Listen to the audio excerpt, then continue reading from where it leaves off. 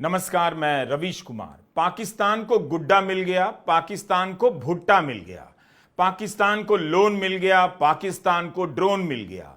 ये सब चल ही रहा था कि पाकिस्तान को संयुक्त राष्ट्र की आतंक विरोधी कमेटी CTED का वाइस चेयरमैन बना दिया गया।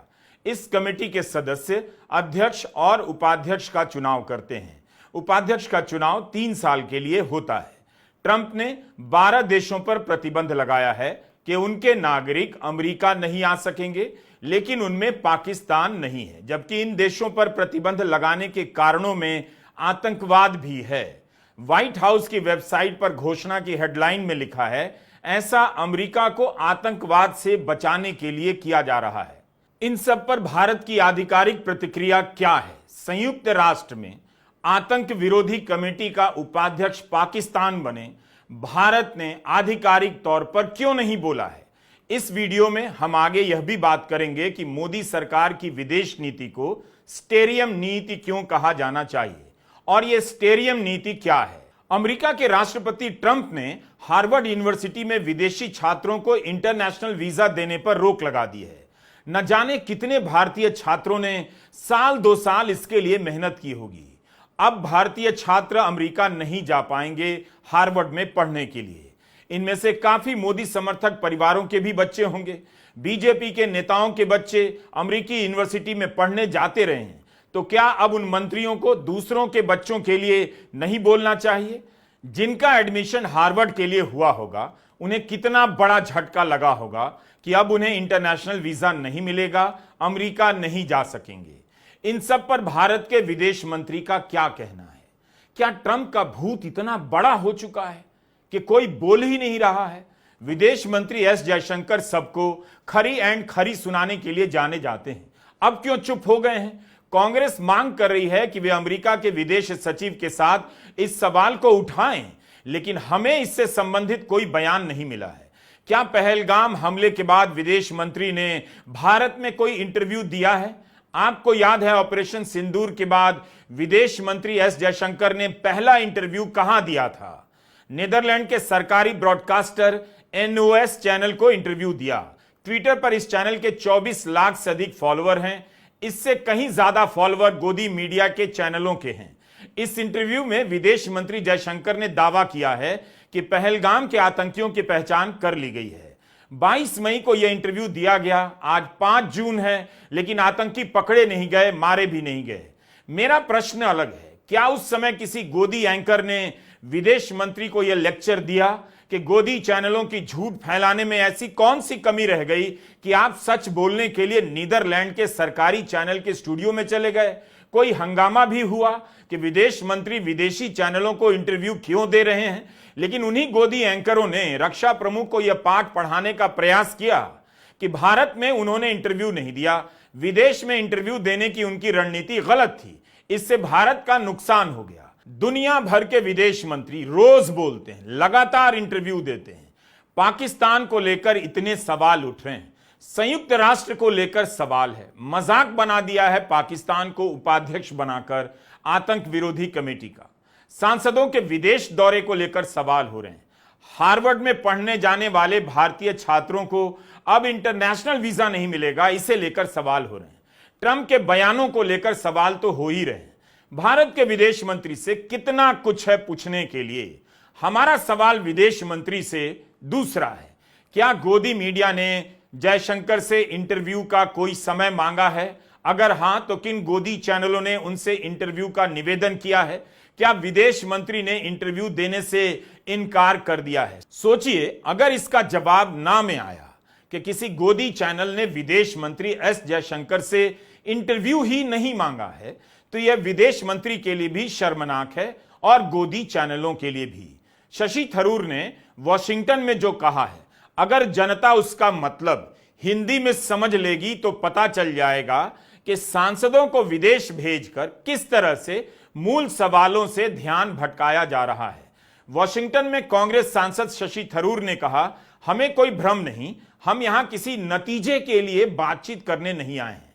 यह तो सरकार का काम है, हमारा काम है समझ का विस्तार करना, अपने स्टैंड को साफ करना और अगर किसी बात को लेकर गलतफहमी है तो उसे दूर करना। हम इसके अलावा कोई मांग लेकर नहीं आए हैं। ये नहीं कह रहे हैं कि क्या आप हमारे लिए ये काम कर देंगे। यह दौरा इसलिए नहीं है, और हम जिस भी देश में गए हैं वहां पर यह बात लागू होती है। हम नहीं कह रहे कि आप कुछ करें, हम चाहते हैं कि आप समझें, हमारे साथ खड़े हों। तो आपको समझना है कि ये समझाने गए हैं, कुछ करने नहीं गए हैं। शशि थरूर ने अच्छी अंग्रेजी में कहा, लेकिन सरल हिंदी में यही मतलब निकलता है कि हम लोग घूमने फिरने गए थे, घूम फिर कर लौट रहे हैं, हमें कोई भ्रम नहीं। तो यह काम दिल्ली में सभी देश के राजदूतों को बुलाकर किया जा सकता था। सभी देशों की राजधानियों में तैनात भारत के राजदूत ही यह काम कर लेते। सर्वदलीय सांसदों का 33 देशों में दौरा हो रहा है, और दौरे पर गए सांसद कह रहे हैं कि हम किसी नतीजे के लिए बातचीत करने नहीं आए हैं, समझ बढ़ाने आए हैं। क्या इसे लेकर वाकई दिन रात झूठ बोलने वाले भारत के राष्ट्रवादी पत्रकारों को विदेश मंत्री एस जयशंकर से कुछ भी टफ क्वेश्चन नहीं पूछना है? पूछना चाहिए कि पाकिस्तान को इतना सब कुछ मिल रहा है, उसे लेकर आप कैसे देखते हैं? सरकार कुछ बोल क्यों नहीं रही? एक्स पर और गोदी चैनल के एंकर हाय तौबा क्यों कर रहे हैं? यह अमेरिका के विदेश सचिव रूबियो हैं। इनके एक्स पर जाकर देखा तो जनाब नियमित रूप से ABC, Fox News, NBC, Face the Nation जैसे चैनल में इंटरव्यू देते रहते हैं। स्वतंत्र पत्रकारों को भी इंटरव्यू देते हैं, जगह जगह प्रेस को बाइट देते हैं, सेनेट की समिति के सामने पेश होते हैं। कई बार तो लगता है कि शाम को रूबियो के पास कोई काम नहीं होता तो टीवी चैनलों के स्टूडियो चले जाते हैं। लेकिन वहां देखिए, इस वक्त जब अमेरिका के लोकतंत्र को लेकर बहुत निराशाजनक खबरें आ रही हैं, फिर भी प्रेस की भूमिका बची नजर आती है। विदेश मंत्री और राष्ट्रपति प्रेस से बात कर रहे हैं। पहलगाम आतंकी हमले के बाद के असर में देखिए तो घरेलू स्तर पर प्रधानमंत्री मोदी की विदेश नीति की कड़ी समीक्षा होने लगी है। लोग अब पलटकर पूछने लगे हैं कि दुनिया के मंच पर इस समय पाकिस्तान को फिर से जगह कैसे मिलने लगी? भारत क्या कर रहा है, क्यों नहीं रोक पा रहा है? आपको याद है, ठीक 1 साल पहले लोकसभा चुनाव के समय प्रधानमंत्री मोदी ने 80 इंटरव्यू दिए, एक एक चैनल को 2 बार, एक एक अखबार को कई बार। बताइए, 80 इंटरव्यू 2 महीने में। यहां पहलगाम हमले को 1 महीने से ज्यादा हो गए। प्रधानमंत्री मोदी ने एक भी इंटरव्यू नहीं दिया, यहां तक कि संसद का विशेष सत्र बुलाने के लिए भी राजी नहीं होते। राजद नेता शिवानंद तिवारी ने फेसबुक पर लिखा है कि प्रधानमंत्री मोदी नेहरू नहीं है, इंदिरा गांधी भी नहीं हो सकते। उन्होंने लिखा है कि प्रधानमंत्री मोदी सवाल पूछने वालों के सामने आने से डरते हैं। यह भी लिखते हैं कि अटल बिहारी वाजपेयी की मांग पर चीन युद्ध के दौरान नेहरू ने संसद का विशेष सत्र बुलाया। उस युद्ध में जब नेहरू कमजोर पड़ते नजर आ रहे थे, तब भी उन्होंने संसद का विशेष सत्र बुलाया।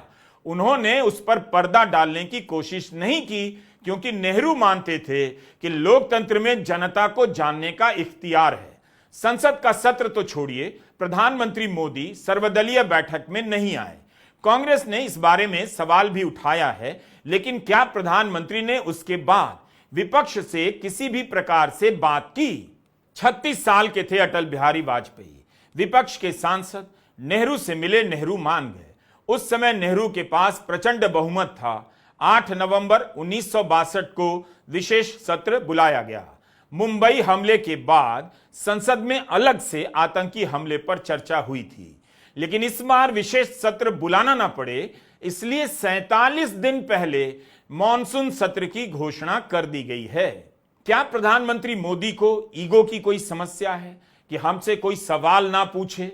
हम सवालों से बहुत बड़े हैं, सवाल पूछेंगे तो हम जवाब नहीं देंगे, क्योंकि सवाल हमसे बहुत छोटे हैं। हम इन सवालों के जवाब किसी कीमत पर नहीं देंगे, क्योंकि वोटर फिर भी मुझे ही वोट करेगा, चुनाव हम ही जीतेंगे। प्रधानमंत्री मोदी आखिर ऐसा क्यों करते हैं? यह बात समझ के बाहर है। उन्हीं के फ्रेंड हैं या थे राष्ट्रपति ट्रंप, दिन भर मीडिया के बीच रहते हैं। प्रधानमंत्री मोदी भी मीडिया के पर्दे पर रहते हैं, लेकिन सवाल जवाब करते हुए मीडिया में दिखाई नहीं देते। दिखते हैं केवल हाथ हिलाते हुए, रैली करते हुए, मीटिंग करते हुए, इनसे उनसे दिस दैट मिलते हुए, सवालों के जवाब देते हुए नहीं दिखते। अमेरिका के व्हाइट हाउस में प्रेस को भला बुरा कहने वाले राष्ट्रपति ट्रंप अक्सर प्रेस के सवालों का जवाब देते हुए देखे जा सकते हैं। प्रेस को धमकाते भी हैं, ललकारते भी हैं, लेकिन सवालों का सामना करते हैं। केवल व्हाइट हाउस ही नहीं बल्कि कई जगहों पर आप राष्ट्रपति ट्रंप को पत्रकारों से बात करते हुए देख सकते हैं। कोविड के दौरान लगातार प्रेस कॉन्फ्रेंस करते थे। अपने पहले कार्यकाल में अपने विमान पर पत्रकारों को ले जाते थे, सवालों के जवाब देते थे, अब भी ऐसा करते हैं। जनता सवालों के ढेर पर खड़ी है मगर कोई जवाब देने वाला नहीं। जो सरकार पाकिस्तान को मुंहतोड़ जवाब देती है वो सरकार अपनी ही जनता के सवालों का जवाब नहीं दे पा रही। क्या वाकई पाकिस्तान दुनिया के मंच पर अलग थलग पड़ गया था, जो अब लग रहा है कि फिर से उसे भाव मिल रहा है? अंतर्राष्ट्रीय मुद्रा कोष ने पाकिस्तान पर कभी बैन नहीं लगाया। पहलगाम हमले के बाद ही नहीं, पहले भी आईएमएफ ने लोन दिया है। उसी तरह एशियन डेवलपमेंट बैंक ने पहले भी लोन दिया है पाकिस्तान को, इस बार भी दिया। भारत क्यों नहीं आतंकवाद के मामले को लेकर पाकिस्तान को घेर पा रहा है? विदेश नीति को लेकर बीजेपी हमेशा आक्रामक नजर आती है क्योंकि विदेश नीति को बीजेपी प्रधानमंत्री मोदी के व्यक्तित्व के विस्तार के रूप में देखती आ रही है। दुनिया भारत की बात सुनने लगी है।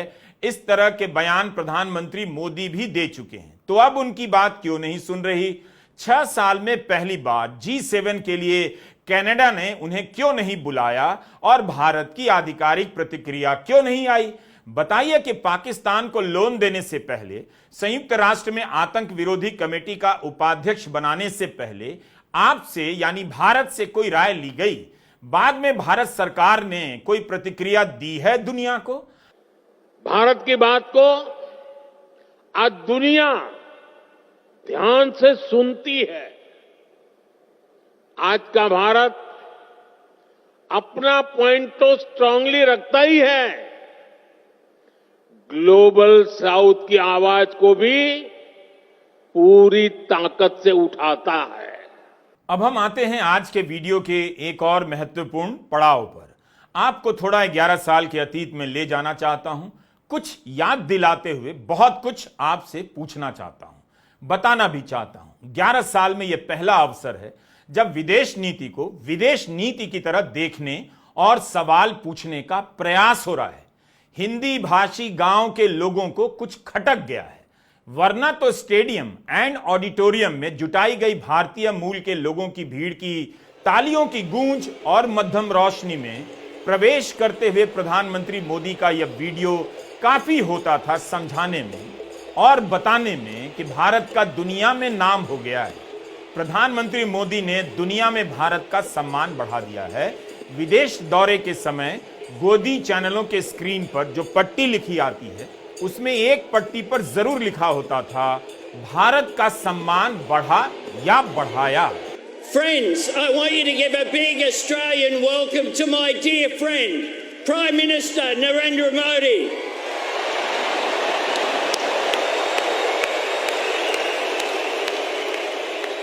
इस तरह का उद्घोष या प्रवेश आमतौर पर रॉक स्टार या फिल्म स्टार करते हैं।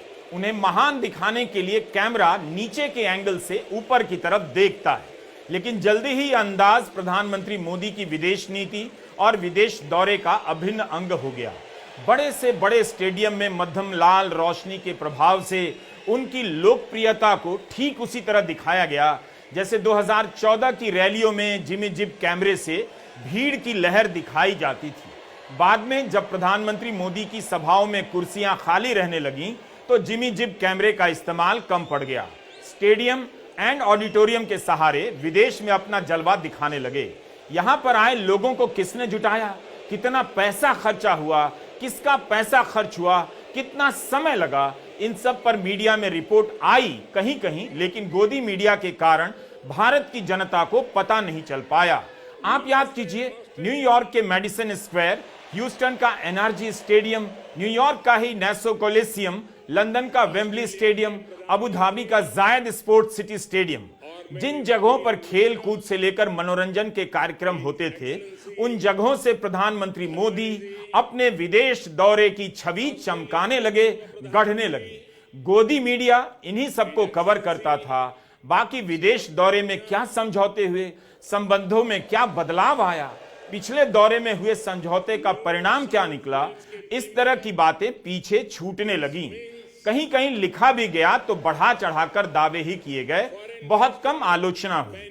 हिंदी प्रदेश के गांवों में यही सब देखकर आम जनता पसर गई कि विदेशों में भारत का इतना नाम हो गया। लोग भूल गए कि भारत का नाम हमेशा हमेशा से था, पहली बार नहीं हुआ है। प्रधानमंत्री मोदी की विदेश नीति को मैं स्टेरियम नीति कहता हूं। स्टेरियम नीति के बारे में दुनिया के दिग्गज राजदूतों को भी भनक तक नहीं, आइडिया नहीं कि स्टेरियम क्या है। स्टेडियम और ऑडिटोरियम को मिलकर बनाया गया है स्टेरियम फॉरेन पॉलिसी। इस तरह की विदेश नीति में गाना बजाना होता है, भाषण जोरदार होता है, भाषण का ऑडियो सिस्टम शानदार होता है, लेकिन रिजल्ट जीरो होता है। ऐसी विदेश नीति को स्टेरियम विदेश नीति कहते हैं। क्या आपने नोट किया कि प्रधानमंत्री मोदी अमेरिका गए, वहां की किसी बड़ी यूनिवर्सिटी में छात्रों से बैठकर बातचीत कर रहे हैं, सवालों के जवाब दे रहे हैं। जैसे अप्रैल महीने में राहुल गांधी ब्राउन यूनिवर्सिटी गए, यहां के Watson institute for international and public affairs में अपनी बात रखी और प्रोफेसर आशुतोष वार्ष्णेय ने उनसे सवाल भी किया। इसके बाद छात्रों ने भी उनसे सवाल किए। एक छात्र ने सिख विरोधी दंगों में कांग्रेस की भूमिका पर सवाल कर दिया तो राहुल गांधी को जवाब देना पड़ा और उन्होंने कहा कि वे सार्वजनिक मंच पर यह स्वीकारते हैं कि 80 के दशक में जो हुआ गलत था। वे उस समय सक्रिय राजनीति में नहीं थे, लेकिन पार्टी की अतीत की सभी गलतियों की जिम्मेदारी लेने को तैयार हैं। अगर इसी तरह प्रधानमंत्री मोदी भी किसी यूनिवर्सिटी में जाते और कोई छात्र गुजरात दंगों को लेकर सवाल पूछता, यह भी पूछता कि अभिव्यक्ति की स्वतंत्रता पर हमला क्यों होता है, राष्ट्रीय सुरक्षा के नाम पर यूट्यूबर के चैनल क्यों बंद कराए जाते हैं, तब दुनिया देखती कि वे क्या जवाब देते हैं। लेकिन याद रखिएगा, 11 साल से प्रधानमंत्री मोदी ने एक भी प्रेस कॉन्फ्रेंस नहीं की है, तो वे यूनिवर्सिटी में जाकर छात्रों के सवालों का जवाब कैसे दे सकते हैं। 2021 में कॉर्नेल यूनिवर्सिटी के एक कार्यक्रम के अंतर्गत प्रोफेसर कौशिक बसु के सवाल के जवाब में राहुल गांधी ने कहा था, आपातकाल एक गलती थी। बिल्कुल यह एक गलती थी। उनकी दादी ने भी आपातकाल को गलती माना, लेकिन कांग्रेस पार्टी ने कभी भी भारत की संस्थाओं को कब्जे में लेने की कोशिश नहीं की। And there's a fundamental difference between what happened in the emergency and it was wrong and what is happening now. The Congress party at no point attempted to capture India's institutional framework. And frankly, the Congress party doesn't even have that capability. Our design doesn't allow us that. Even if we want to do it, we can't do it. The RSS is doing something fundamentally different. They're actually filling the institutions with their people. BJP अक्सर राहुल गांधी पर आरोप लगाती है कि विदेशों में जाकर भारत को बदनाम करते हैं। जवाब में कांग्रेस विदेशों में प्रधानमंत्री मोदी के बयान का वीडियो दिखाती है कि विदेश जाकर भारत को बदनाम करते हैं। लेकिन इन सब में एक बात छूट जाती है, बीजेपी क्यों विरोध करती है। राहुल गांधी की बात का विरोध तो समझ में आता है, लेकिन क्या कभी बीजेपी यह कह पाएगी कि राहुल गांधी कम से कम अमेरिका की यूनिवर्सिटी में जाकर छात्रों के सवालों का जवाब दे देते हैं। प्रधानमंत्री मोदी अमेरिका जाते हैं, अमेरिका की यूनिवर्सिटी में जाकर सवालों के जवाब राहुल गांधी की तरह नहीं देते हैं। विदेश यात्राओं के दौरान यूनिवर्सिटी में भाषण के उल्लेख जरूर मिलते हैं प्रधानमंत्री मोदी के। 2015 में प्रधानमंत्री नरेंद्र मोदी चीन की फुडान यूनिवर्सिटी और सिंगुआ यूनिवर्सिटी गए।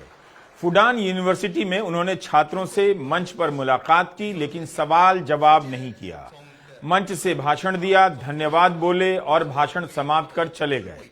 लेकिन सिंगुआ यूनिवर्सिटी में प्रधानमंत्री मोदी छात्रों के सवालों को लेते हैं और जवाब भी देते हैं। तब फिर उन्होंने यूनिवर्सिटी में छात्रों के बीच सवाल जवाब का सिलसिला क्यों नहीं जारी रखा। 2015 में ही प्रधानमंत्री मोदी कजाकिस्तान की नाज़रबायेव यूनिवर्सिटी गए, वहां भी ऑडिटोरियम में भाषण दिया, लेकिन सवाल जवाब नहीं किया। 2016 में केन्या की नायरोबी यूनिवर्सिटी गए, लगता है कि इसके बाद प्रधानमंत्री ने विदेशों में यूनिवर्सिटी का दौरा कम कर दिया या फिर बंद ही कर दिया। इसकी नौबत ना आए इसलिए विदेश नीति में स्टेडियम और ऑडिटोरियम को मिलाकर स्टेरियम नीति की खोज की गई, ताकि लोग आए, नहीं भी आए तो बुलाया जाए, खूब तालियां बजे और मोदी मोदी हो, सबको दिख जाए कि प्रधानमंत्री मोदी दिन रात पब्लिक के बीच ही रहते हैं, लोकप्रिय हैं। लेकिन लोगों ने उस धुन में नोट नहीं किया कि कभी बैठकर ठीक से आमने सामने सवालों के जवाब नहीं देते। न्यूयॉर्क में भोपाल वाला भाषण दे आते हैं और भोपाल जाकर बताते हैं न्यूयॉर्क में भारत का नाम हो गया। दोनों जगह सुनने वाले भारतीय और भारतीय मूल के ही लोग होते हैं। यह जो दिखता है कि एक नेता मंच पर है और छात्र सवाल कर रहे हैं, क्या उससे बीजेपी को दिक्कत होती है? इसका जवाब तब मिलेगा जब गोदी पत्रकार बीजेपी से सवाल करेंगे कि राहुल गांधी से यूनिवर्सिटी के छात्र सवाल करते हैं, प्रधानमंत्री मोदी हार्वर्ड कोलंबिया क्यों नहीं जाते, वहां के भारतीय छात्रों को उनसे सवाल करने का मौका क्यों नहीं मिलता। अव्वल तो पटना यूनिवर्सिटी के छात्र भी उनका इंतजार कर रहे हैं। आप 1 लाख वीडियो बना लीजिए, 4 लाख रील बना लीजिए, प्रधानमंत्री मोदी संसद का विशेष सत्र नहीं बुलाएंगे। विपक्ष के नेता ट्विटर पर दिन रात लिख रहे हैं। उन्हें पता होना चाहिए कि गोदी मीडिया के सैकड़ों चैनल और दर्जनों अखबार उनकी बातें जनता तक नहीं पहुंचने देते हैं। भारत की जनता को कुछ भी पता नहीं कि यह सब क्या हो रहा है। विपक्ष अगर अपने सवालों को लेकर गंभीर है तो उसे ट्विटर का चक्कर छोड़कर जनता को बताना होगा, तरीका खोजना होगा कि सवाल क्या है। प्रेस कॉन्फ्रेंस की बाइट ट्विटर पर ही घूमकर खत्म हो जाती है। आज भारत की जनता को कितना कम मालूम है। केवल यही मालूम है कि विदेशों में भारत का नाम हो गया। यही कारण है कि सरकार को अब फर्क नहीं पड़ता। अगर यही गोदी मीडिया केवल 2 दिन 48 आवर्स इन्हीं सवालों को लेकर दिन रात बहस कर दे, फिर आप देखिए वही जनता विदेश नीति को लेकर 100 सवालों के साथ आपको सड़क पर मिल जाएगी। नमस्कार, मैं रवीश कुमार।